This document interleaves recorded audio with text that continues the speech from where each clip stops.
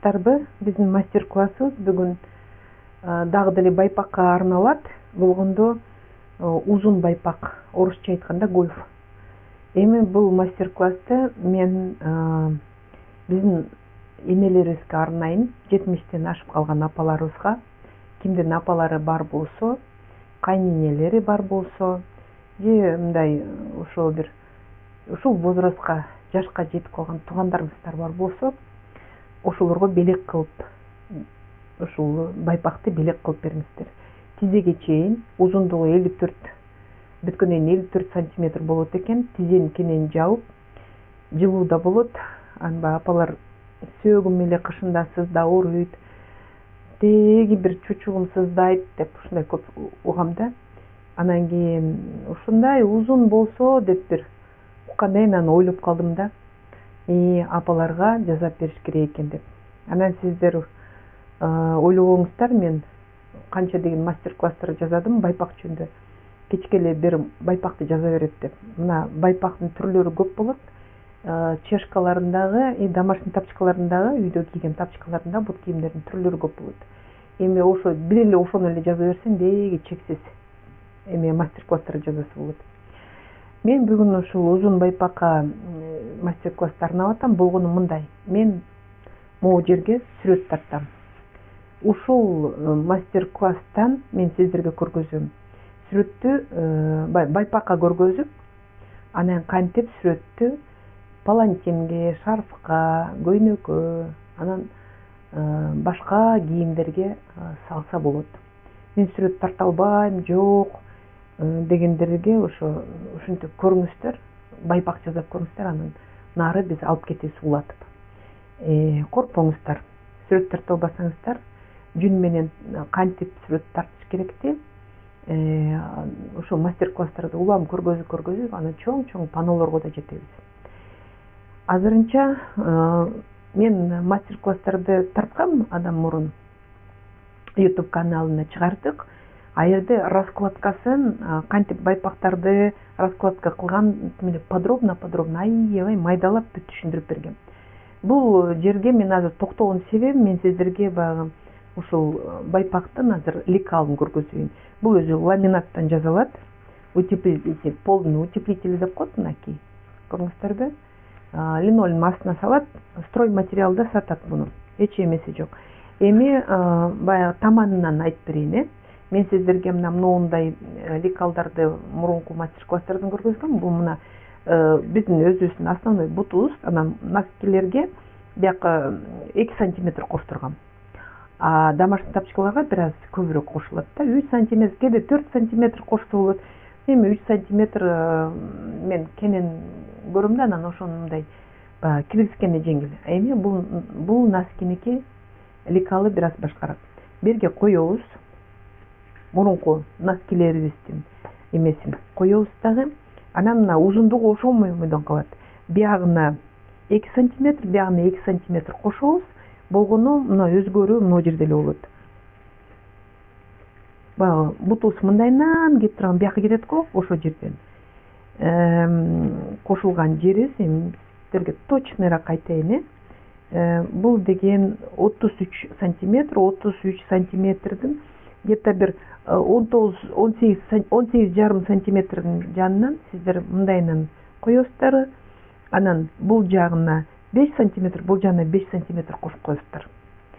Берги 5. Анан ушул жерден акырын бул жака акырын чийип кетесиздер. Бул жака акырын чийип кетесиздер. Ошондо бул мындайынан кичирейип кетет да. Ошондо эң эле кошулган жер 5 сантиметр ушул жер. Эмне үчүн? Анткени биз увалка кылып мындайынан неметкенде ушул жери кичирейип, анан подъем кирбей калат. Өзү апа болгондон кийин бир мындай кенен болсун, өзү кийгендей. Балам кел, мен бутума носки кийип берчи, байпак кийип берчи деп өзү кенен эңкейип жашнакка отуруп, бутуна кие тургандай, эч мындай проблема кылбай кийиш керек да, буттарын, муундарын оорутпай. Анан кийин биз деген мындай кылабыз. Мен азыр метр алам. Бул өзүнүн лекалынын эмеси. Бул таман 3-кө бөлөбүз. 1 2 3 мына үчүнчүсү. Мен ошондо бир үчүнчүсү берди го, бир аз бияка кылып койдум. 1 сантиметр бияка жылдырып койдум. Эми мына берге 68 сантиметр, 68 сантиметр узундугу. 32 бөлөсү 34. 34 деген жерде мынтип 25 сантиметр. 25 сантиметр. Ошондо бул жагы кошулган жери, мына пяточкасы, апкыты кошулган жери берде болсо 17 сантиметр экен. Могу жери 17 сантиметр, бери 25 сантиметр. Ошондо биз белгилеп коебуз да. 34 сантиметр жерде 25 сантиметр болот, анан бул жагында 22 сантиметр. Ошондо биз алабыз берден 25 сантиметрге мынтип линия кылабыз, сызып. Анан кайра бияка 22 сантиметр сызык кылабыз и болду. Ошондо мындай болот. Эмне үчүн берги 22 сантиметр алдым? Анткени биз муну иштеп атканда улам колубузду салып, биягын эметкенде биягы чоюлуп кетиши мүмкүн. Анда өзүңүздөр ойлосоңуздар, биягынан мындайынан чоңоюп кеткен, ылдый жака түшө берген биздин апаларга да кереги жок. Кийгенде эле жашынакай болду. Эч жерин кыспайт, берин кыспайт, берин кыспайт, берин кыспайт, кенен киет. Ошо бүткөндө могу жери 54 сантиметр болот. Даль тизеден аша турган нерсе да. Эми адамдын боюна жараша, бирок мен средний плюс-минус айтып атам, тизеге жетет. 54 сантиметр болгондо эми 54 сантиметр ойлойм да, бүткөн носкини мына могу жерден бул жака чейин 54 сантиметр болуп калат. Тизеден ашып же тизеге жетип, ар кандай эми айымдардын бойлору кээ бирлөрүнүкү мүмкүн даже тизеден да ашып кетет. Адамдын боюна жараша, бирок бул плюс-минус апаларыбызга жашынакай носки болот. Буга чейин мен видеолорду тарткам. Баардык сиздерге ушул видеолорду карап, анан подписка кылып, дегендей, анда айтыш керек экен, реклама кылып. Анан ошолордун баарын көрүп чыгыңыздар. Көрүп чыгып, анан мен ошол жерден подробный раскладканы ошол жерден эметкем. Болгону мисалы носки берге чейин байпак, кыска байпак берге чейин жүнү салсаңыз, калган биягына ошондой эле салынат. Бүт 3D шаблон. Бул аябай жакшы шаблон, мынакей. Ошо жанда пяткасын, носкини кийгенде пяткасы эч жака жылбайт, өйкөбөйт. Өтүк менен кийсеңиз, галош менен кийсеңиз, кандай кийсеңиздер да тим эле жакшы да. Жукараак кылсаңыз, жашынакай итальянский жанагы баягы стильный сапожка менен кийсе болот. Калыңыраак кылсаңыздар, ботиночкалар менен кийсе болот. Адан калыңыраак кылсаңыздар, үйдөн кийип анан эшикке чыкканда галошка менен кийсе болот. Эми мындай кылабыз. Мен муну раскладка кылам. Анан кийин вискозаны эметен салам. Анан сүрөт тартарда мен видеону саямын. Урматтуу айымдар, мен жанагы раскладкага жүндү, лекалга жүндү салдым. Анын үстүнөн монтип вискоза менен кооздодум. Анан вискозанын үстүнө дагы турналарын сүрөтүн тарттым. 3 турнанын сүрөтүн тартып, баягы убакытты кетирбей. Анан эми болсо мунун 4-сүн азыр мен ошо көргөзөм кантип тартыш керек. Биринчи кагазга турнанын сүрөтүн тартып алып, анан кийин могу клеенкага коюп, анан кизип алыш керек. Эми бирде мына буттары жок, там основном могу башы, анан кийин канаттары, куйругу ошонусу болуш керек да. Эми мынакей мен көрүнө эле тур. Турнанын эмеси. Эң биринчи турнанын эмесинде мен азыр ак вискозаны салам. Көгүсүрөөк мындай вискоза да мындай өңдүү вискозаны салам. Минтип ич жагына, бут канаттарына сала беремин. Анан бул основасы деп коет. Анан бул основага ушинтип биз вискозаны салып беребиз. Салып минт даярдайбыз. Эң биринчи ушу основасын дайындайбыз. Өзүнүн негизи турна өңү ак болот, канаттары кара болот, тумшуктары сары болот, башы кызыл болот.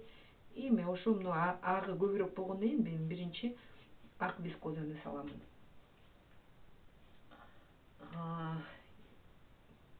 ошондо булар болсо мына көгүш жерге келди, ак канаттар көрүнүп турат. А бул жагында мына сары эмеге келди. Ошон үчүн буну биз өзгөчө мындай бөлөбүз. Башка кара вискозалар менен бөлүп, баягы выделывать этип, линияларында көңүл буруп эметебиз да. Мынакей мен ак вискозаны салып атам. Баш жагына да ушинтип салып, мынтип базып, өзү негизи сууга тийгенден жакшынакай отуруп тилип калат. Мынтип бөлүп, бияка салып, этип азырынча ушундай колдорубуз менен салып алабыз. Мен мына сууга мындай кылып туруп, менин максатым мына жерде ак менен толтуруш керек. Сиздерге ак болуп көрүнөт башка, мындай аябай светлый голубойун эле алдым да вискозаны. Эмне көктүн эң ачык өңүн алдым. Анткени азыр дагы үстүнө ак жүндөн да салам. Мынакей. Деп бөлүп коюш керек да. Анан кийин ушинтип сүрөт тартыла берет. Бияк куйругу кара болот, ал жагына көп эметпейбиз. Мынтип буттары ак болот. Мына жерде мына 2 бут. Ошолордун баарын бөлөбүз. Анан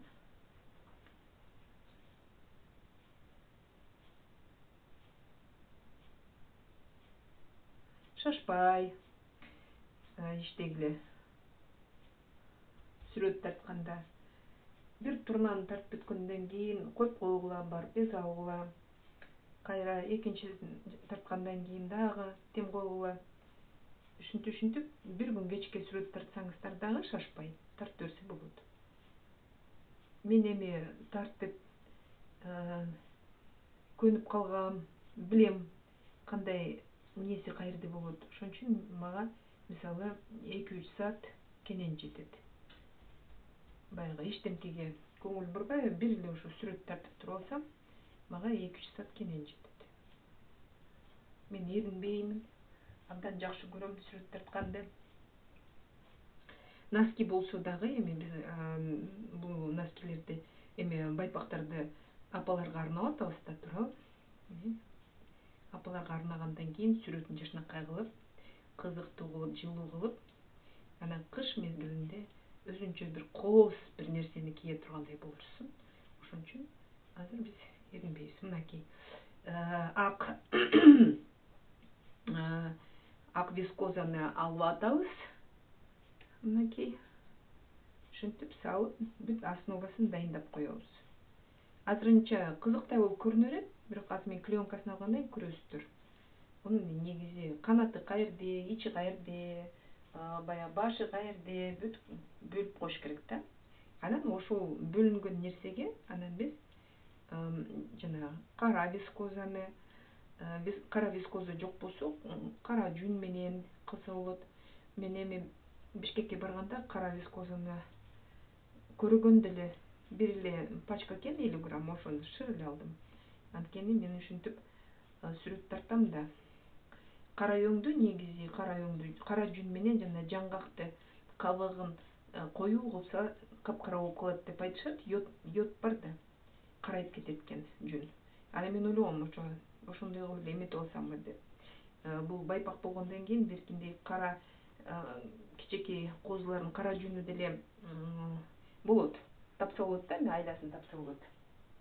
Эми мынакей. Бул основасын кылып алдык. Мына бул башы, мен 2 канаты, бирде 2 буту, биягында куйрук, биягында курсагы. Мен эми буну акырын алам. Клеенкасын акырын алам. Биякта вискозаларым эрчибесин, вискозалары. Мынтип ичинен мынтип чыгарып алса болот. Мынтип чыгарып алса болот. Анткени вискоза бири-бирине жабышкандан кийин эле бир бүтүн кездемедей болуп калат. Бул эми азыр бизге кереги жок. Биз алып коебуз. Эми мынакей. Бирде 2 буту, бирде тумшугу, бирде башы, бирде канаты, мына канаттары. Мына көрүнүп туруп, основасы биякта куйрук болот. Биягына клеенка салып койдум. Биягына да клеенка салып койдум. Буну мен анан тиги арт жагына мындайынан мынтип акырын көтөрүп турам, ар жагына кайрып коем. Ошондо биягында 2 турна, куйруктар нар жакта болот. Анан бул келгенден кийин өзүнчө мындай кандай десем, капталынан сүрөтү жакшы көрүнөт да. Ошон үчүн мындай биягы жарымысы биякта, жарымысы сиякта болот. Эми бул жактагы турналар, бунун турнанын жарымысы нар жакта, бул турнанын куйруктагы буту да нар жакта. Мына күндү эметип, бул эми асманга учуп баратканы да. А бул турна болсо мына чөптүн ичинде турат. Бул турна деле ошо жерде туруп, чөптүн ичинде. Мында артка кайрыганда көрүнөт. Бул деле ушундай. Эми эмне кылабыз? Эми бизде кара вискоза бар. Кара вискоза менен биз баштайбыз. Эми бизге канаттарын жасаш керек. Канаттарын бөлүп алабыз. Азыр кой тургула. Азыр ак жүндү алып, мынакей ак жүндүн астан бияка салабыз. Анткени вискоза болуп, мүмкүн эмеси кирбей калабы, анан ак жүн дагы бирке бөлөт да. Эми ийленгенден кийин бөлүнүп калат. Бөлүнүп, сүрөттү өзгөчө башкача кылып көргөзөт. Мен ошон үчүн мойнуна да бир аз кошомун, бул жактарына да бир аз кошом. Курсак жаына дагы. Нар жаынан вискоза да көрүнүп туруп, жүн да көрүнүп туруп. Жүндү мен өтө калың кылган жокмун. Бир аз салып койдум. Ак болуп чыгып турсун. Анткени бөлүнүш керек. Бул жаанда сүрөт азыр мынакей суу болгондо, өңдөрү да бир кызыктай мындай кочкул болуп, анан кандай орусча айтканда темный болуп көрүнүп атат дейт да. Анан кургагандан кийин мунун баары өңдөрүн баары эмeye келет. Өзүнүн эмесине келет да, өңүнө, жакшынакай өңүнө келет. Муну сулагандан кийин эле мына эме болуп кетти да, тиги жагынан да ак жүн урат, бул агарат. Так, эми биз деген алабыз дагы канаттарын бөлөбүз. Мынакей вискоза. Минтип биягына ар бир канатын минтип бөлөбүз. Мына көрүңүздөрбү? Минтип кармап, мындай кылып канаттарын бөлөбүз. Деп ар бир канатындагы ушу кооз нерселерин баарын ушинтип бөлүп коебуз. Көрүнүп турат азыр бөлгөндөн кийин.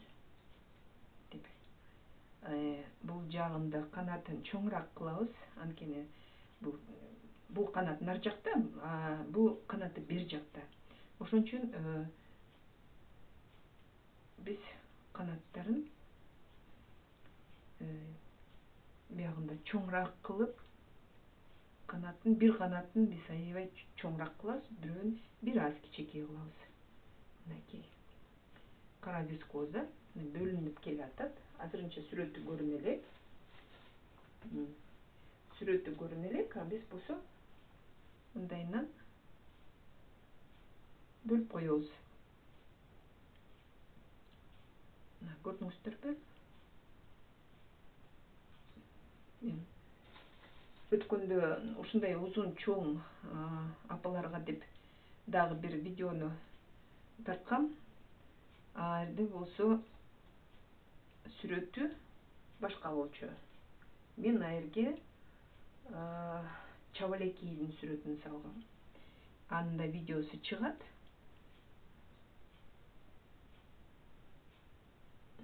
Ал байпак заказ болчу. Шыр эле алып кеттим. Сиздерге көргөзөйүн десем, шаштырып алып кетип калды. Ошон үчүн мен сиздерге так мойнун сүрөтүн эле көргөзөм. Эменен видеосу дайын. Кудай буйрса, видеосун да чыгарабыз. Так, моюндарын бөлөбүз. Мынтип бөлөбүз. Анткени бул мойну, турнанын мойну. Эми турнанын башы да бар. Башын да азыр бөлүш керекпиз. Мен мынакей вискозаны минтип эметип, бир аз жүндү могу жерге салам, бир аз эле. Мынтип салып, анан мындайынан бөлөм. Мен азыр колум менен кылып атам, анан кийин вилка алам. Вилка менен бүт түздөйм. Азыр болжолдоп атам. Так, эми турнанын канаттарын биз кылдык. Эми болсо бизде куйругу калды. Куйругу биягына карайт. Вискоза тармал болуп, сонун болуп көрүнөт эми. Тармал болуп, сонун, аябай сүрөтүн чыгарып нетет.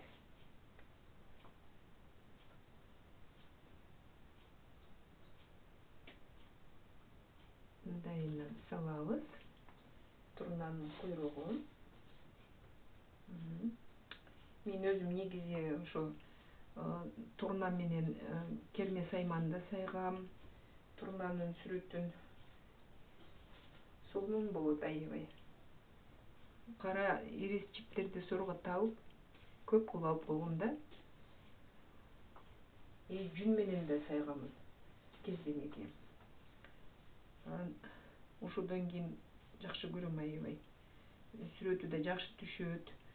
Мындай композициясы да бар да. Мынакей мен куйругун белгилеп койдум. Эми биз мындай кылабыз. Бир сыра мен муну сулап алайын. Мынтип сулап, самындап,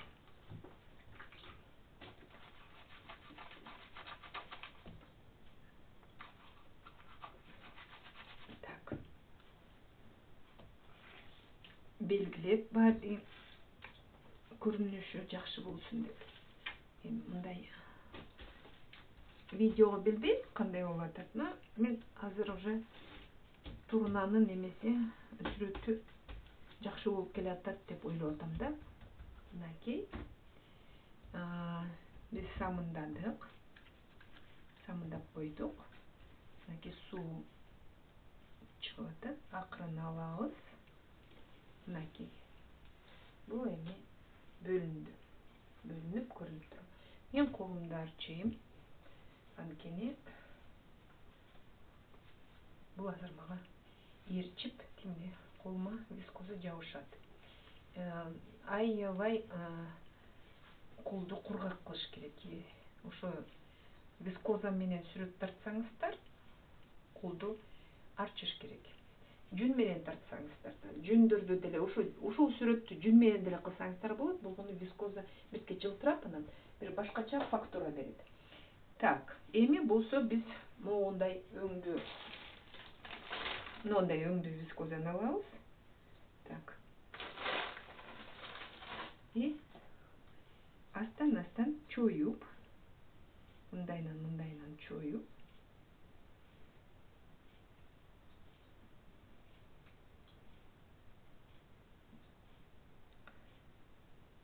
турнанын канаттарын бөлөбүз. Ошо жерде канаты бар экен деп бул бөлүнөт. Мынтип. Вискозаны чоюп койсоңуздар бөлүнөт. Канатын бөлөбүз. Дагы колубузду арчыйбыз. Кайра ушул эле өңдүү вискозаны алабыз. И бул жактагы канатты дагы бөлөбүз. Бул бири-бирине жабышпай көрүнүш керек. Бирде башка канаты бар экен деп биз бөлүш керекпиз. Дагы алабыз. И мындайынан бөлүп коебуз.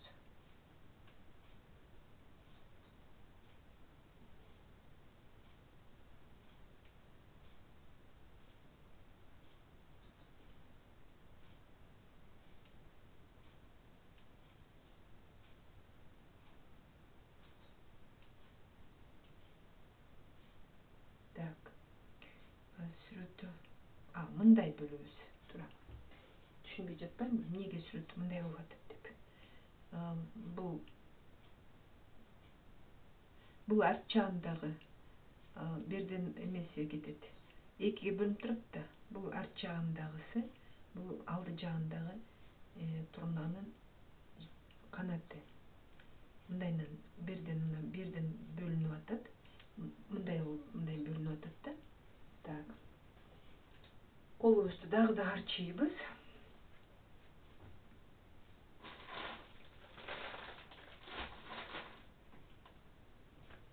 Эми бул жагын бөлөбүз. Анткени кара жүн менен ак жүндүн айырмасын билдирип бөлүп коюш керек. Эми ошол жерден азыр мен вилка менен бүт оңдойм. Азырынча ушуларды коюп алайын. Так. Дагы да болсо колду улам арчып туруш керек. Мынтип. Эми биз алды жагын бөлөбүз. Мойнун чыгарабыз. Так. Мойнун чыгарып, астындагы төш жагындан бөлөбүз. Мынтип. Бир буту арт жакта да, ошон үчүн бутун дагы билгизебиз да, бутун бөлөбүз. Мындайынан төшү кетип атат да. Бул бир буту, экинчи буту ушу төштүн нар жагынан, курсагынын нар жагынан чыгып атат да. Ошон үчүн биз бул жерде бөлүп көргөзөбүз.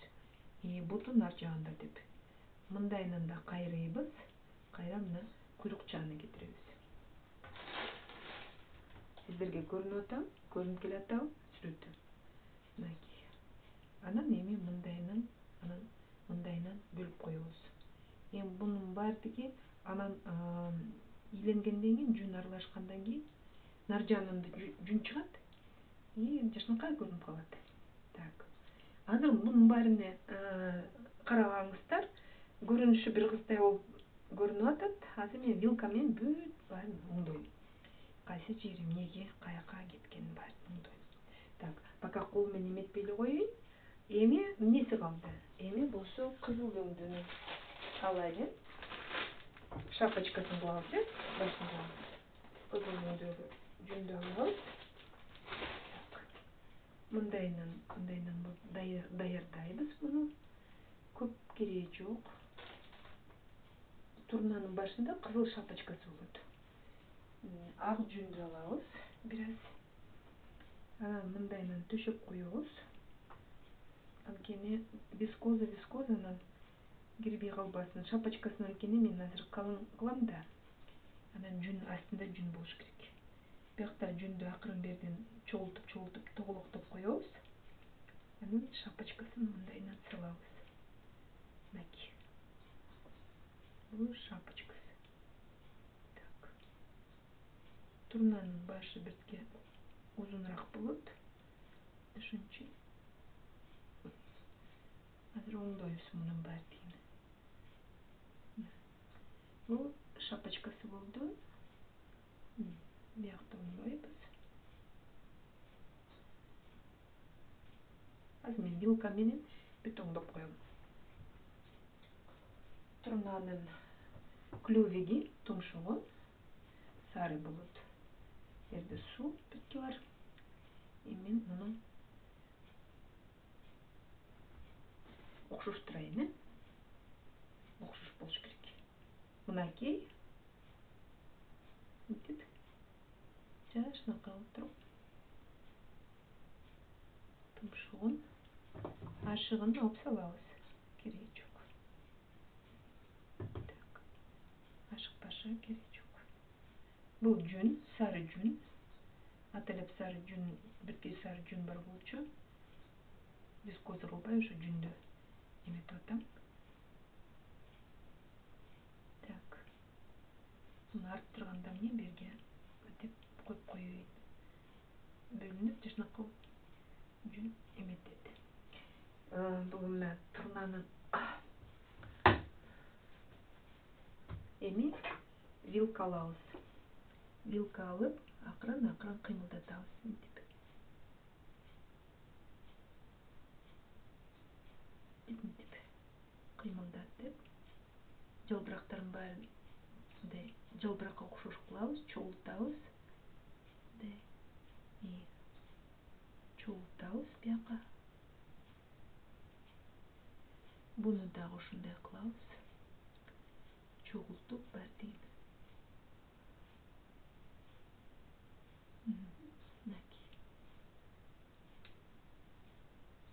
вискозаны ошо вилка менен колго жабышат. А вилка менен оңдоп койсок, жашынакай болуп, көрүнүшү да жашынакай болот. Мынакей ушинтип чогултуп, бияка да чогултуп, чачырап кеткендерин баарын мындай чогултуп коебуз. Бирин болсо мындайынан оңдойбуз, биякты дагы. Анткени ак вискозанын үстүнө мына кара вискоза өтүп кетиптир деп мынтип чогултуп коебуз. Башына окшош келатат. Биягы дагы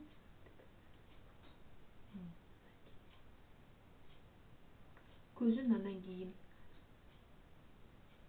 бүткөндөн кийин мунчок менен эметип коем көзүн. Азыр көзүн кылган жокмун. Көрөбүз, может азыр мен мончок менен бөлүп койгум келип атат да, бизге жылтырап жашынакай көрүнөт.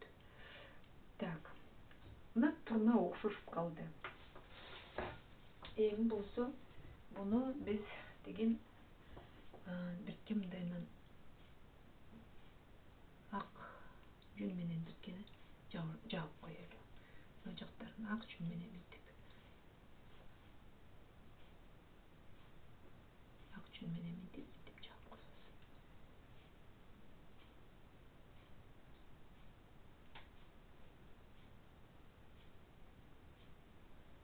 Мунун баардыгы киргенден кийин башкача болуп бөлүнүп калат. Так, ак жүн менен да мынтип белгилеп мынтип мындай кылып сүрөтүн ушундай кылып. Эми бул сүрөтүн жашынакай кылып самындаш керек. Самындап, жабыштырып, так. Анан кийин көргөзүш керек да. Самындагандайын бул жылбайт дагы. Бири-бирине жабышып. Увалка кылганда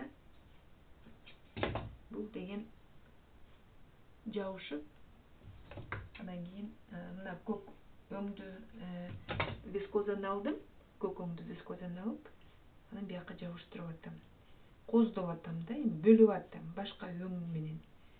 Мына кара вискозаны бирке көк вискоза менен бөлүп, өзүнчө коздоп атамын. Бир гана капкара жүн эмес, арасында жанагы көк кылып бөлүп, эме сүрөт тарткандан кийин ушундай кылып койсо болот. Мүмкүн жашоодо мындай нерсеси жок, а биз баягы бирке келиштирип, окшоштуруп эметип коелу. Анткени баягы асманда учуп баратканда же асманга көтөрүлүп атканда асмандын өзүнчө бир нуру тийип, бул көк булут эметип көрүнүп атат деп биз ушинтип бөлөбүз. Анан биягына да бир аз бөлүп коебуз. Капкара кылбай, бирке кызыктуураак болсун деп. Ал бир, экинчиси мындай. Экинчиси болсо мындай болот. Дагы кызыгыраак болсун деп бир жерине кызылды коюп коебуз. Мына бир аз эле, бир эле немеси. Мүмкүн жашоодо кызыл канаты жоктур. А биз болсо мына кара вискозаны бирке бөлүп коебуз. Мынакей. Кызыгат. Эми күндүн нуру тийди дегендей болуп бөлүп коебуз. Бул ушул. Анан кийин дагы бутун жасайбыз. Күрөң жүн менен күрөң вискозаны алдым. Анан кийин бутун азыр аралаштырып, күрөң вискоза менен күрөң жүндү аралаштырып атам. Мынтип тытып аралаштырып, мындай кылып, так, экиге бөлдүм. Бирөөнү мындайынан бурайм. Бурап. Берге коем. Лишнийин кыркып алам. Бул чөптүн арасында туруу. Ошон үчүн лишний алып алам. Так. Мен болсо жүндү 100 граммдан бөлгөм. ар бир ак жүндү основасына 100 граммдан бөлүп, анан кийин раскладка кылгам. Раскладканы эме 100 граммдан алып, бөлүп, анан үстүнө да вискозаны эметкем, мына вискозаны салгам. Мындай эмесин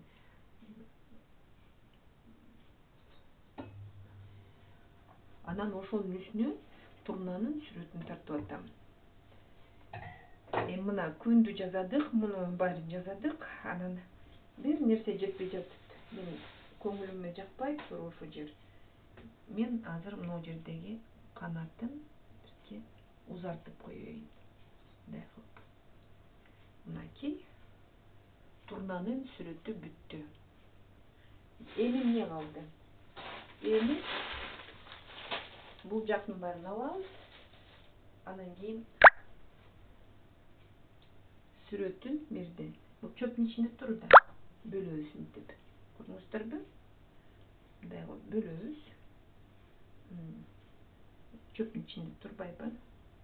Бөлүп коебуз ушундай. Жүндү аралаштырып атам. Мынтип бөлүп коебуз. Берге да ушундай жүндөрдү коюп, анткени чөп да. Чөптүн арасында учайын деп атат. А бул асманда жүрү. Ошо носкини байпакты кийген апаларыбыз сүйүнүп, кубанып, сиздер ушундай жасап берсеңиздер, элге мактанып, сүрөт тарткандан коркпоңуздар. Апаларга арнап ушул видеону тартып атам. Дагы бир видеобуз чыгат. Ушинтип кантип сүрөттү тартыш керек деп. Аны да көрсөңүздөр болот. Эми мен сүрөттү тартып бүттүм. Мындайынан базабыз. Мочалка менен үстүнөн базабыз. Ичинде клеенка, сыртында клеенка, абайлап басыш керек, сүрөттү жылып кетпесин. Мындайынан базабыз. Мындайынан дагы үстүнөн басыш керек. Үстүнөн базып, биягында чыгып калган вискозаны дагы базып, анан кийин эметиш керекпиз. Так, бердеги күндү басып коеюн,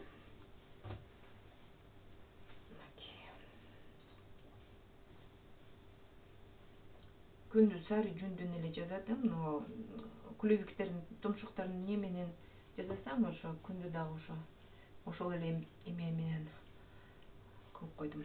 Азыр эми бул биз бет жагын жасадык. Мынакей турнанын сүрөтү түштү. Могу жердеги азыр так жүндөрдү жакшылап сулабаса жабышпай калыптыр. Негизи самын суу биздин эмеге, жумушка аябай сонун. Суусу жылы мык болуш керек. Мынакей биз бияктагы сүрөттү бүттүк. Эми менин клеенкам бар. Мынтип клеенканы коебуз. Мындайынан клеенканы коебуз. Мынакей акырын, анан мынтип оодарабыз, акырын оодарабыз мынтип.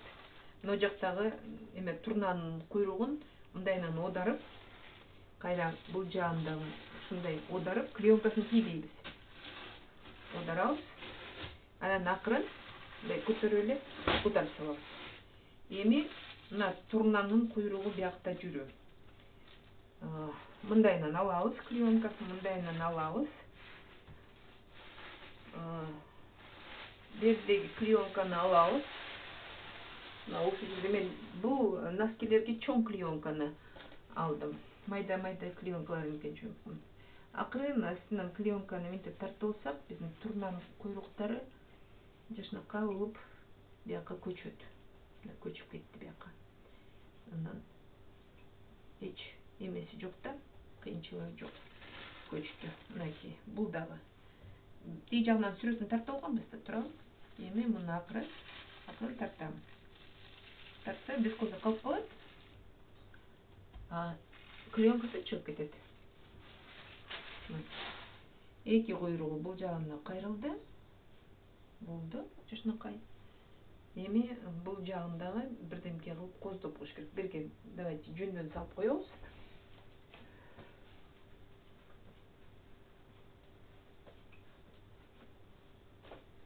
Бизде жашыл жүн бар.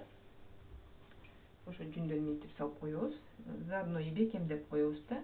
Тиги жактагы чөптөр бул жакта да көрүнүш керек да. Тиги жакка биз жашыл өңдүү жүндөн салбадыкпы?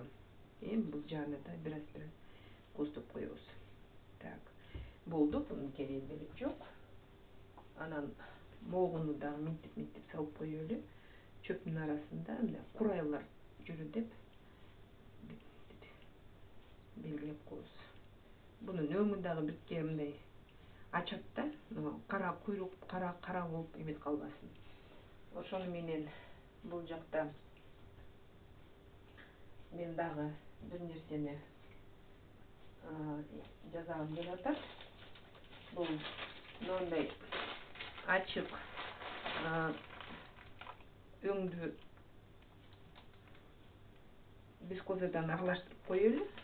Анткени биз куйруктарын аралаштырганбыз, анан бул жагы бөлүнүп калбасын да, башка могу жердеги вискозалардын переходдору бөлүнүп калбасын. Мындайынан кылып, анан бир аз аралаштырып коелу. Бир аз бөлүнүп турат да, фактурасы бөлүнүп, бир сүрөтү башкача болуп калат. Ушул эле бирке эле мынтип себелеп койгондо уже сүрөттү өзгөртөт. Эми мен сиздерге дагы бир нерсени айтайын. Сары өңдүү мына вискоза, сары өңдүү вискоза. Буну биз булуттарды мынтип күндүн нуру болуш керек да. Эмне үчүн?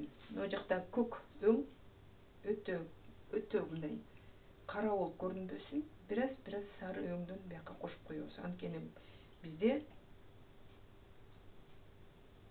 булутту күндүн нуру тейшип өзүнчө өтүп баратат. Так. И заодно могу жагы мындай ачык болот да. Бул жагын да ушундай кылабыз. Наркы жагын. Турналар негизи күндүн эмесинде учуп атат.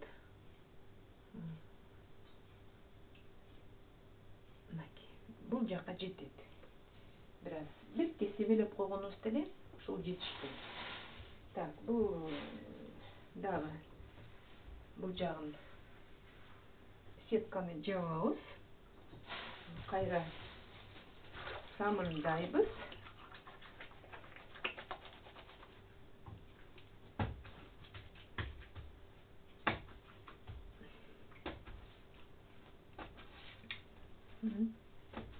Ошону менен биздин сүрөтүбүз сонун болуп түшүп калды.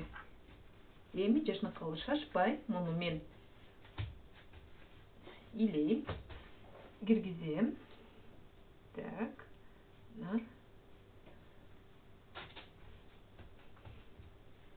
Андан кийин бүткөндөн кийин сүрөтүн сиздерге көргөзөм. Бул арт жагы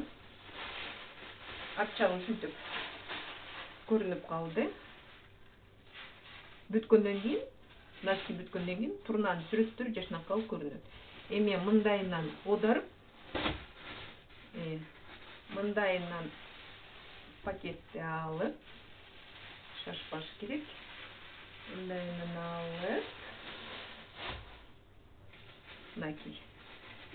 Могу жерде күндүн нурун нар жакка кайрыдым. Наркы жагына дагы мен күндүн нурун салам, анан оодарганда. Эми урматтуу айымдар, мынакей сүрөттү тарттык, турнанын сүрөттөрүн тарттык, бир эмес 4 турна. Мына могу ушундай эле раскладкасы ушундай эле. көрүнүшү ушундай. Киргенден кийин бул деген кичирейет. Азыр ушул состояниясында бул азыр мен метрди алайын, айтайын сиздерге. Бунун азыр узундугу мындай 92 сантиметр. Көрдүңүздөрбү? Бягына эметкенде. Эми бул кирет. Турналарды кичинекей болуп кирет.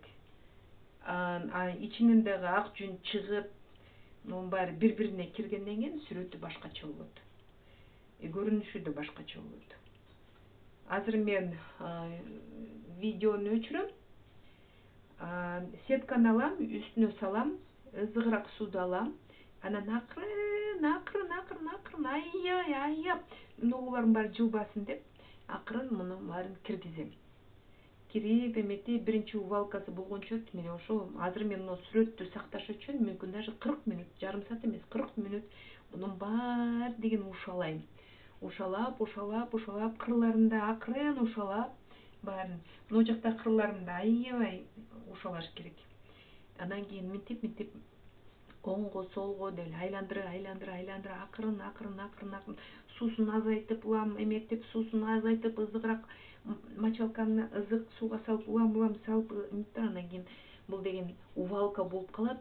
Кадыресе уже эмеси сүрөттөрү кирип эмип калгандан кийин биягын кезем. Анан ичинен эмени ламинатты чыгарам. Чыгарып туруп анан ичин эметем, илеймин. Анан ошентип бул кыскарат.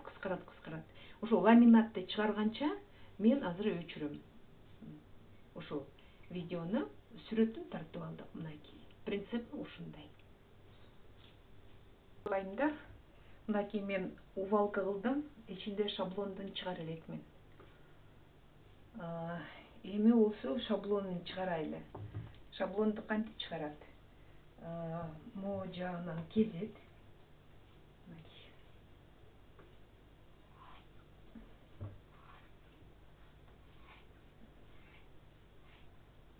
Кезет. Алып коебуз. Кереги жок ал. Биягында кезебиз.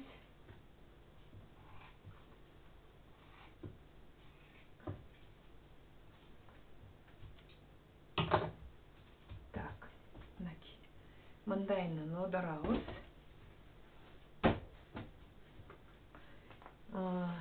Кыздар, мен мындай кылдым. Буну менен аябай сүрдүм да. Тим эле самындап мындай сүрүп эмесине келтирдим да. Кол менен көргөзөйүнчү. Самындап эле мынтип сүрүп бердим. Эми шаблонду чыгарабыз. Сүрүп, увалканы жазап, анан эми ичин увалка кылыш керек. Колду салып, жышнакы алып эметип. Мындайынан мындай көтөрөбүз, акырындап. Мындайынан көтөрөбүз. Анан мындайынан акырын жылдырабыз. Бул узун болгондон кийин мындайынан жылдырабыз.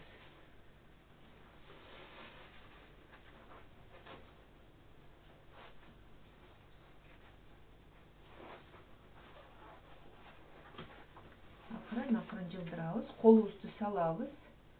Могу жактан пяточкасын мындайынан түшүрөбүз, ылдый жакка түшүрөбүз. Анан ошо жердеги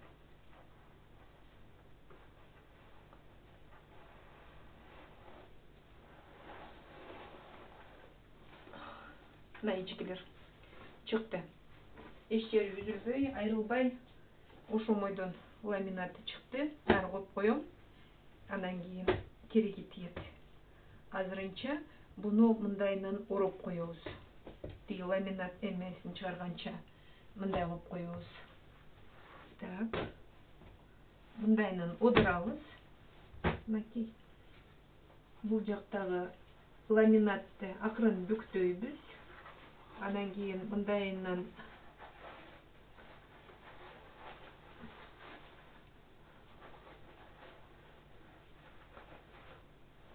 акырын эле ушинтип бырыштырып эле алып кете бериңиздер.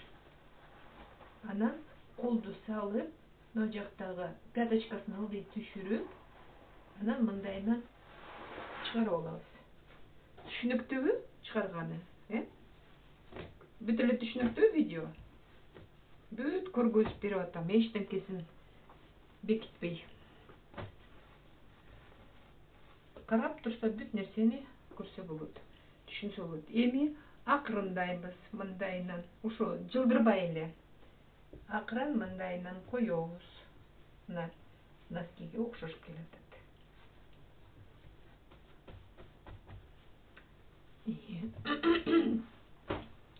Кайра муну ушундай жылдырабыз. Ичинде марлясы кирелек.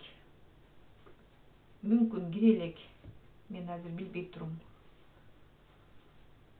Так. Сразу байкайсың о жерде. Ошол жери жукарак болуп калса. Так, бул жагын көрөйүнчү. Булар жашынакай экен. Мындай жылдырабыз. Бул жагы байкап көрөлү. Но жери жукарак болуп калыптыр.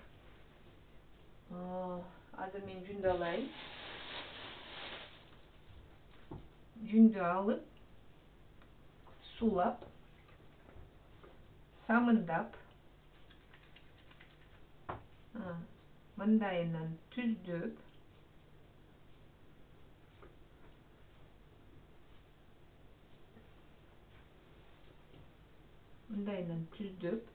иш жагынан кармап,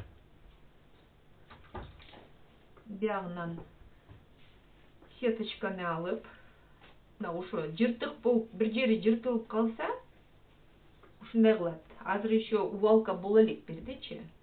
Увалка боло элек. Мына самындаш керек берди.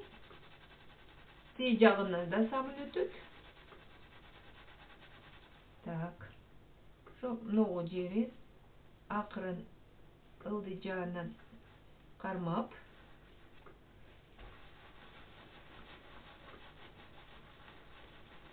так. Ушундай кылып, кайсы жери жакпай жатса, кайсы жери жука болуп атса, так, могу жерде жука экен. Эмнегедир байкабаптырмын. Азыр мен дагы ичине салам.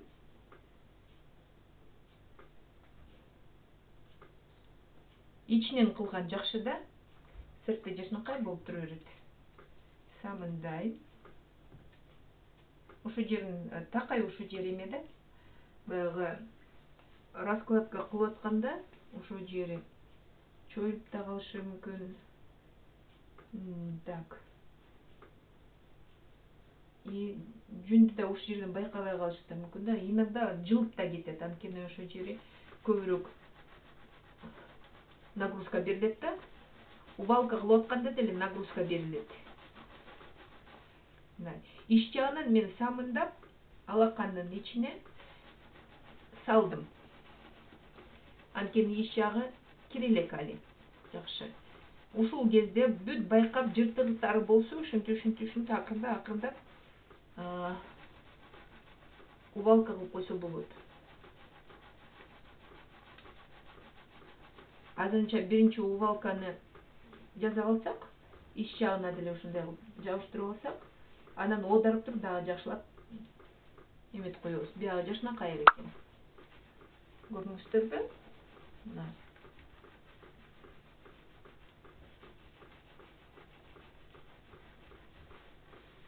Кайра биягын оодарабыз. Көрөлү бул жагын. Так, бул жагы жашынакай экен. Ошон үчүн так, пяточкасын жашынакай кылып, биягын бошотуп, биягына чейин бошотуп, мындайынан коюп, мынакей. Мындайынан коюп,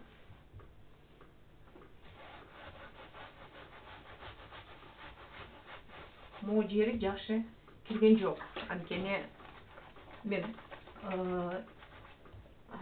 сүрөтүн аяп көп баскан жокмун. Ошон үчүн азыр акырын самындап,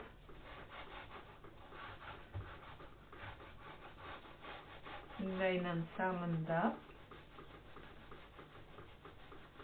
мындай самындап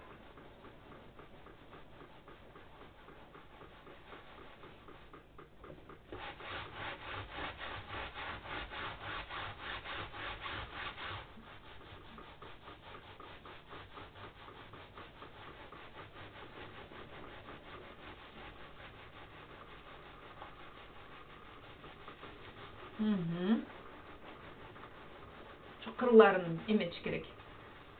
Көрүңүздөрбү? Теңселип калды. Биз ушинтип нормасына келтире беребиз. Мен эфирный убакытты экономить этип, көп эметкен жокмун, же болбосо бул толук көрүп тапканда узак болуп кетмек. Ошон үчүн мен түшүнүп атам. Основной бизде сүрөт. Калганын баарын эле мен видеолорду съемка кылып көргөзгөм. Кандай укладка кылыш керек экен, кандай жөндөм эмне кылыш керек экен депчи. Анан бул байпак узун. Анан кийин сүрөтү дагы бар. Бирке эме үйрөнө эле сүрөт жасаганды дагы. Бир эле мындай носки кылып бербейчи. Мынакей. Мен эз алып, улам коюп бул эмени носкини мындай эле бир 6-7 саатка карады. Ошон үчүн ошо бир эч жери эме болбосун деп сиздерге улам кыскартып керектүү жерин эметип атам. Түшүнбөй калсаңыздар мага айтыңыздар жазып. Анан мен дагы түшүндүрүп берем. Мынакей. Сүрүп, мындай деген сүрүш керек. Эч бир эринбей сүрүп эмесине келип калат да, жашнап калып. Бияктарында сүрүп. Эми негизи муну мындай кылыш керек. Колду салыш керек биякачы. Мен акырын колумду салам. Колду салып, анан кийин бул жака да колду салып, мына жерде эментип колумду салып турган сүрүш керек да. Ошондо тоголок болот.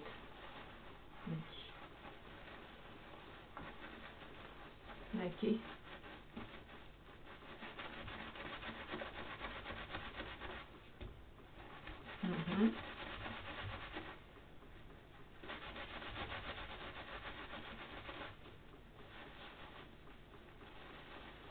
Мындай кылып.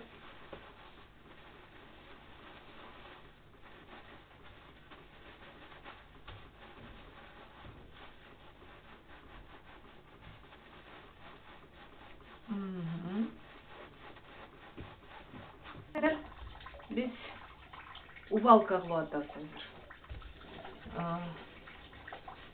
Бир аз калды. Ушинтип самындап шаблону чыкты. Жука жерлерин баарын карап чыктым. Болгон жука жерлерин баарын карап чыктым. Эми мына тамандарын азыр кичирейтип атам.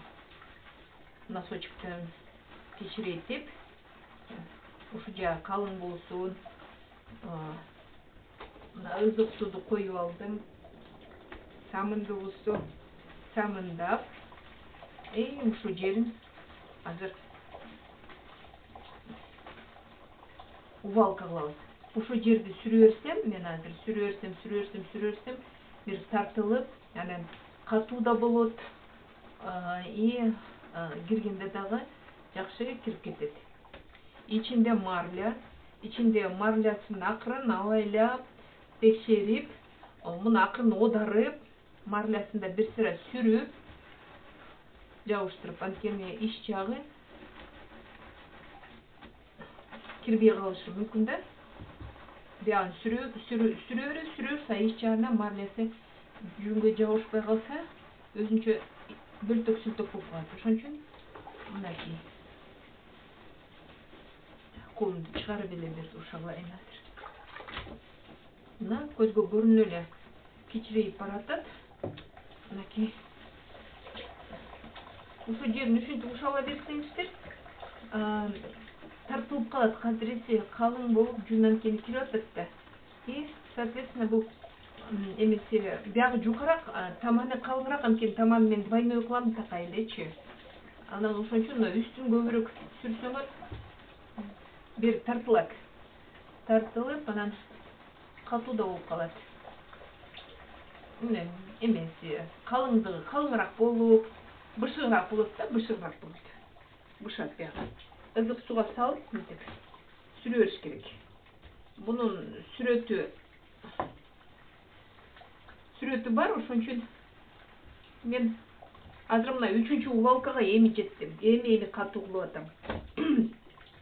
Ага чейин аяп, көрүп, бир жер жуун кетпесин деп эметип аткам. Эми болсо бирке сүрсө болот. Катуураак. Эми башталыш керек да, катуу сүргөндө. Ошондо жашынакай болуп кирип келатат. Бул да кире элек. Мен бул жагын 54 сантиметр кылам. Ошондо чап-чап жашынакай болот. Могу жагын биз кичирээк кылды элек шаблонун. Колумду салып берип, баары чоюлуп калды. Ошон үчүн берди дагы минтип ушалаш керек. Ушала бериш керек, кирсин. Катуураак болуп эле. Ушалап ушинтип туруңуздар. Кирет бул. Кичирейет да. Бизге аярдын тиги чоюлуп кеткени кереги жок. Бул биз деген негизи багы апаларыбызга кылалы деп айтып атам. Мындай өзүңүздөргө деле кылсаңыздар болот, бирок мен эми ушу видеону апаларга арнайын деп. Мына уже жашынакай болуп калды. Буну минтип ороп коюп коебуз. Үстүнө мен ызык судан коюп коеюн. Бул тура берсин. Эми буну бышырабыз.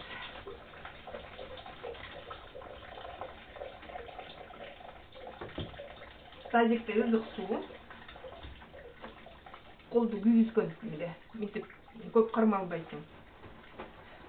Мен эмени сеточканы салып, улам чыгарып, улам салып эметип атам. Так, бул жагында мындайынан оодарабыз. Но жерин өзгөчө караш керек.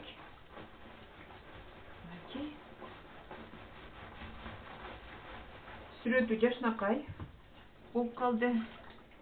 Так, берин ушалайбыз. Бизге мунун чоюлуп кеткени кереги жок. Убагында ушинтип ушалап койсо, бул чирейип калат.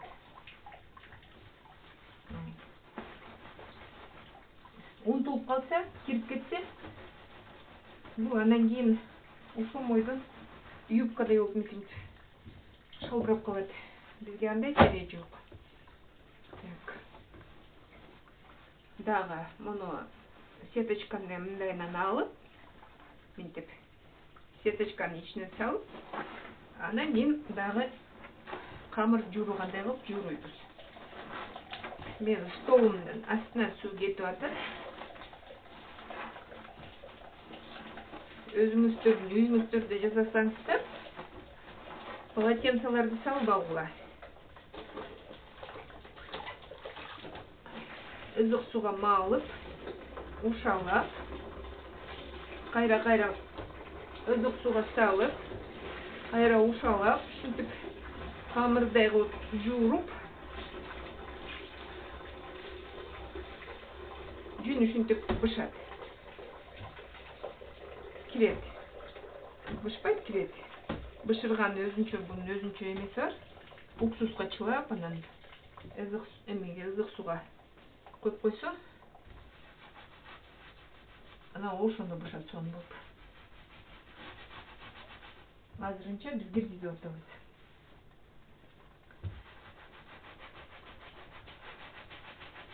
Бул жагына Кайра бул жагына нетип сүрүш керек. Мындай сүрүп бериш керек. Сүрүп, мына кирип атат. Ызык суга салганда эне кирип кетет бул. Кирип, жашнак кылып. Мына ушинтип. Эми муну ушинтип чапкылап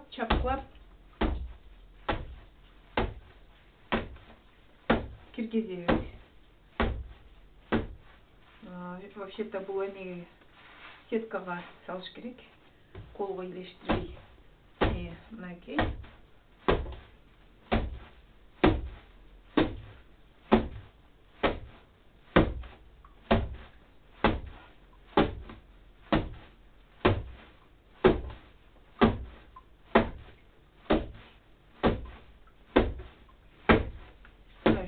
Уру берет. Ургандайын мунун жүн жашнакай болот. Анан колду салып, бул азыр ызык да. Анан мынтип таманын уйпала бериш керек. Мынтип. Уйпалап. Бягында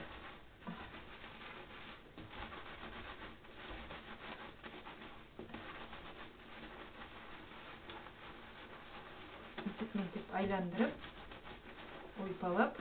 Бул биз апаларга жасап атабыз, бир аз кененирээк болсун. Өзүңүздөргө кылсаңыздар, көбүрөөк эле убалка кылсаңыздар болот. Так, бул али еще дайын эмес. Мен азыр ичине бул жыгачты салып,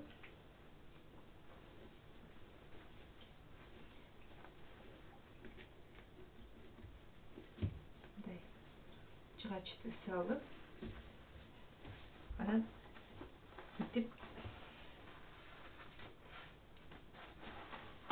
камыр жайгандай кылып эле жай бериш керек. Камырды жайгандай кылып эле мынтип жайып, айландырып. Таманы да катуу болот, асты да катуу болот. Мындайынан таштап, кайра мындайынан айландыра бериш керек.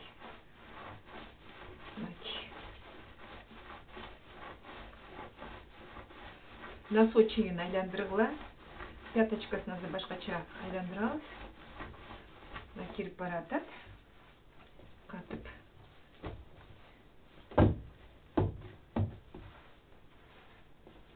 Бягын да айландырабыз.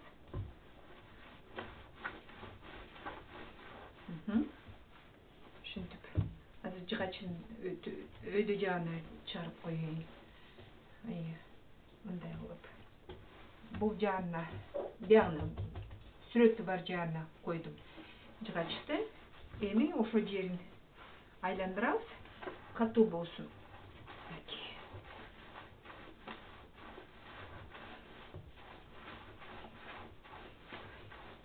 Бул уже үчүнчү убалкасы, укпой элеңиздер. Катуу кылса болот. Мынакей. Мындайынан алып, чыгарып, кайра бул согунчок жагына жыгачты мындайынан койдук. Так. Айландыра беребиз эми.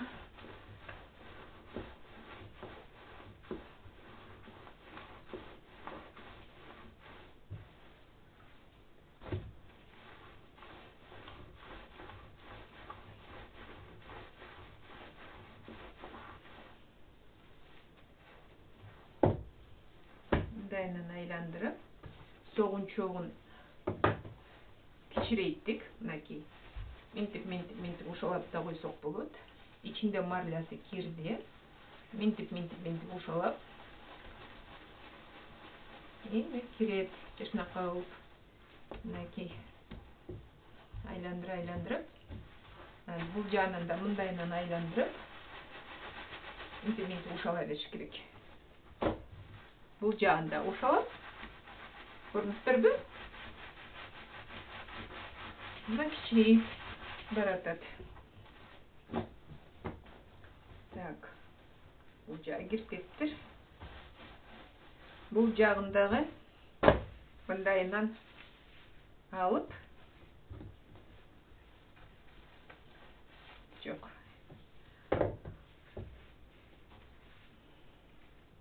Мындайынан алып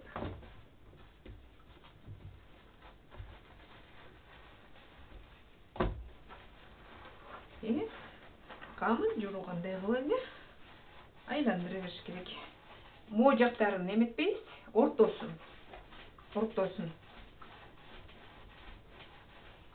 Кайра мындайынан алабыз. Оодарып нар жагы кирди, эми бул жагын киргизебиз.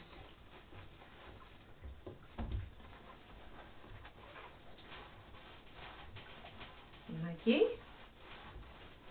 Кирбейм деген жөн кире түшүнсө. Айландырып бериш керек.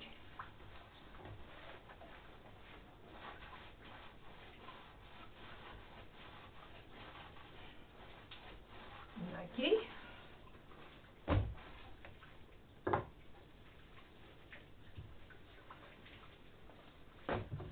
Мындайынан.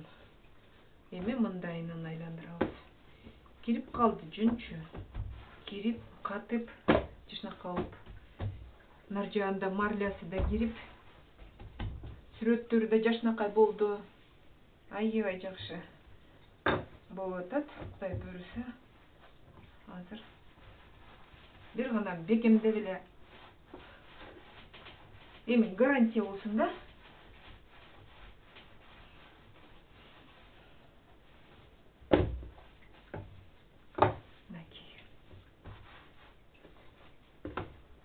Бягындагы нетебиз. Да чоң көрүнгөн менен бул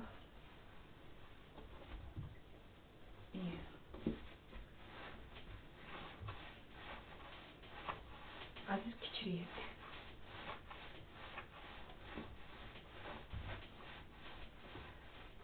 Сүрөттөрү жашнак болуп, вискоза жүнгө кирип, жүн вискозага кирип, сонун болуп келатат.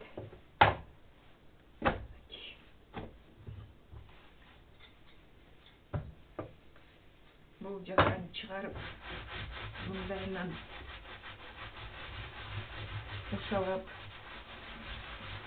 катуу эле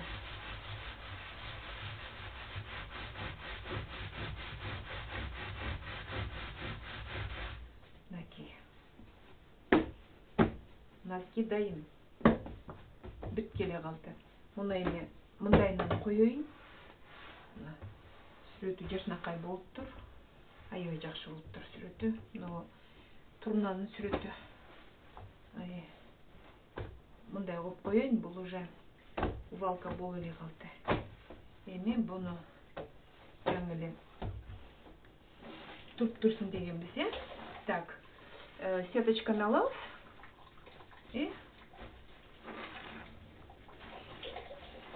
Камырдай жууйбуз.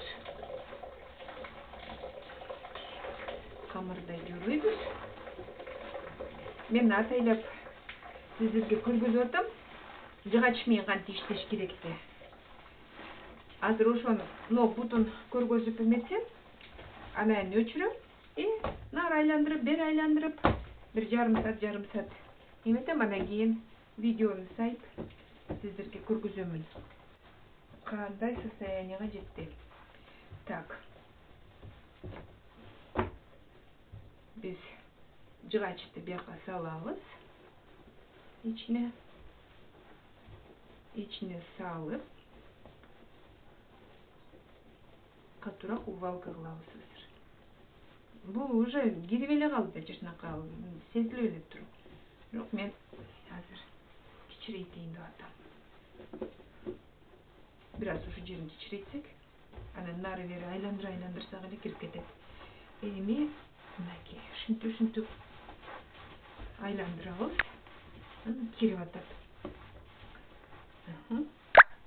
Мындайынан дагы айландырып атам.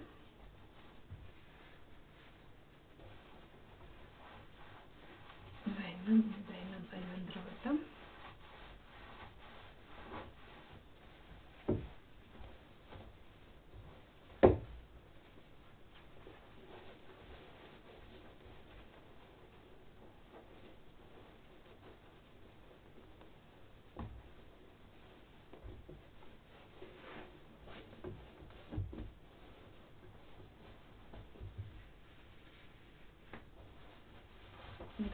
мындайынан айландырып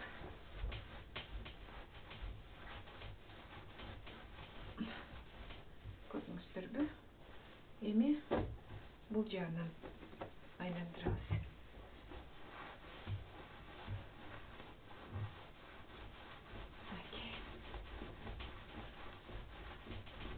Ойдогудай болду.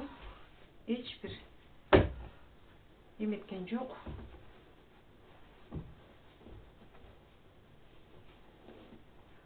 Жыртыгы да болгон жок. Сүрөттөрү да жашынакай болду. Мынакей.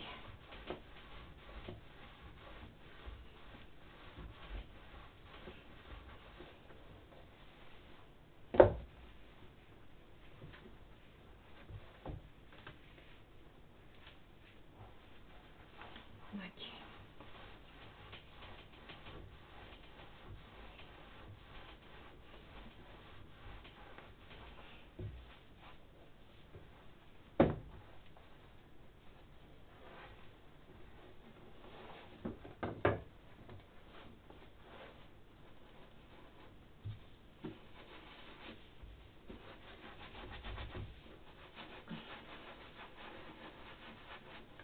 Соғын чоғын үлгөчө катуураак кылабыз.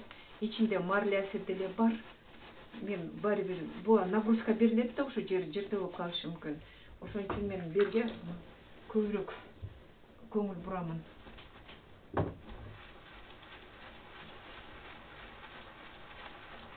Эми муну кийген апа жумуш кылбайт дечи. Жылы жумшак отурат, но баары бир. Бир-эки жылга жете тургандай болуп, ананда таманын соғунчугу жыртылып калса, кайра эми жыртылбай тургандай кылып подшивать этип коюш керек да. Пяточкасындагы, таманындагы. Эми тиги көп баспаса делечи, эми бул деген аябай коос дагы жасалганычы. Сүрөтү менен муну кийгенге жараша таманын деле тигип коюш керек. Тияктактарын баарын тигип тамандап коюш керек да. Жашынакай болуп туруп. Кайыштан алып эле тамандап койсо отура берет. Кийип алып апалар. Так. Апаларга арнап ушуларды апалар бар болсо, апалар бар болсо, кимдин апасы бар? Жазап бериңиздер апаларга. Меники апам көзү өтүп кетти. Так что давайте. Кимдин апалары жанында эркелеткиле. Так. Мындайынан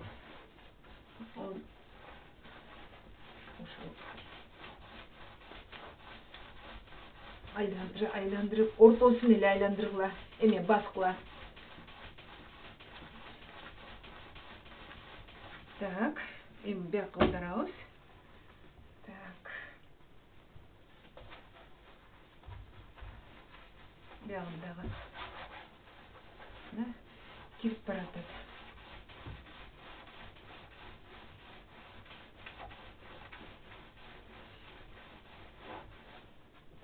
Так. Эми мындайынан коюп,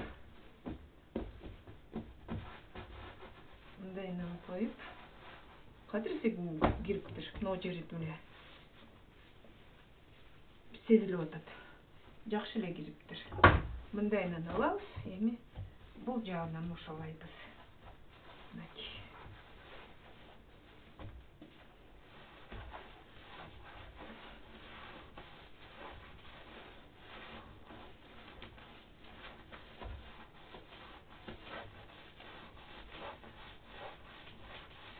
Так. Эми биянын аударабыз. Биянын ошолайбыз. Эми аябайбыз да муну.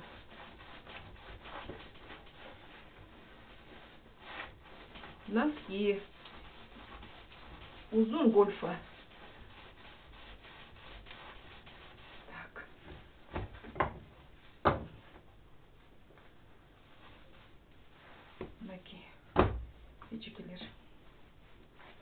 Урматтуу айымдар.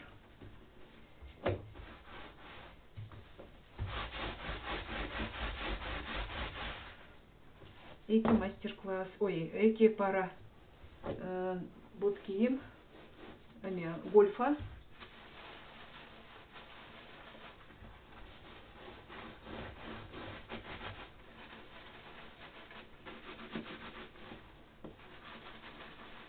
Тамандан кеткизип коеюн.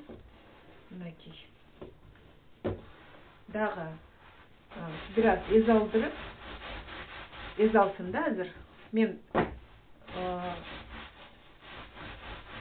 бүттүм. Кудай буйруса бүттүм. Бираз эз алдыртам. Да, кирет. Мына жактарын баарын киргизем. Дагы ушала киргизем. Мынакей. Турнанын сүрөттөрү, өзү да кооз. Ушундай мастер-класс сиздер үчүн жасадым. Үйрөнүңүздөр. Апаларга жазап бериңиздер, өзүңүздөргө да жазап бериңиздер. Тизеге чейин болот. Бул али еще бүт элек. Бираз дагы убалка кылам, бирок мен мастер-классты токтотоюн, анан убалка кылгандан кийин эң аягында дагы сиздерге көргөзөмүн конечный результатын. Бирок уже болуп калды. Бул мынакей. Бышып, ичиндеги марлясы кирип, сүрөттөрү жашнакай болуп, бир эчтеке жулунган да жок. Урматтуу айымдар, мынакей убалка бүттү. Кудай буйруса, мына ошо апаларга арналган гольфик, байпак, узун байпак бүттү. Мастер-классы бүтүрдүм. Мынакей турналардын сүрөтүн салдым. Көрүнүп атабы? Турналардын сүрөтүн салып, мынакей. Ошо. Бул жагында да турна, өйдө жагында да турнанын сүрөтү бар, мынакей.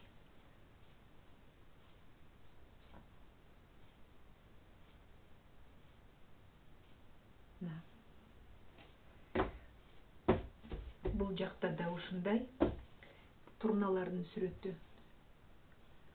Бутка кийгенде өзүнчө бир кооз болуп, жашнакай болсун. Убалка бүттү, эми кургатам, болду. Эчтемкесин өйкөбөй жашнакай болуп, эмесин абдан сонун кирди. Чөйүп коеюн. Ушундай. Эми азыр мен айткандай 54 сантиметр болуш керек. Бул 54 эмес, 59 болуптур. Бираз чоңураак кылып турам. Өткөндө мен ушундай бир гольфик жасагам. Ал 54 сантиметр болгон. Бул болсо 59 болуптур. 5 сантиметр бийигирээк. Мынтип караганда тизени жабат экен да, жакшы эле тизени жабат экен. Мына жактарды жакшы эле жабат экен. Деп чөйүп коеюн, анткени берди тизе болот. Бягында чөйүп коеюн. Урматтуу менин YouTube каналдагы подписчиктерим, баарыңыздерге ыраазычылык айтам, көргөнүңүздөргө. Ушул мастер-классты жакшы кабыл алыңыздар, оор көрбөңүздөр. Аябай сонун жасаса болот. Мен эми мындай нерсени түндө жасайм, анткени күндүз же телефон чалат, же бирөө келип калат. Ошо эртең менен жетишпей калгандан улам бирөөлөр келгенден кийин бираз ошо убакыт чөлүп калды да.